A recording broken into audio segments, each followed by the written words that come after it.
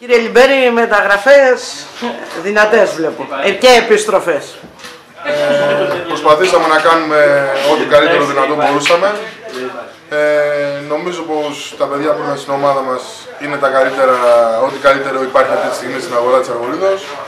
Ο Γιώργος ο Καραγκούνης και ο Ζήο έχουν ξαναπεράσει από την ομάδα μας, μας ξέρουν πολύ καλά. Ο Βαγγέλης ο Γκάτσης ήρθε να μας βοηθήσει, ένας επιθετικός με μεγάλη εμπειρία, που κατά την άποψή μας είναι τιμή μας που φόρεσε τη φανέλα του σωματείου μας. Ο Φώτης ο Βασαράντος, ένας θεματοφύλακας αξιόλογος και από τους καλύτερους που υπάρχουν στην περιοχή μας. Και ο Αλεξάκης είναι ένα παιδί με πολύ μέλλον και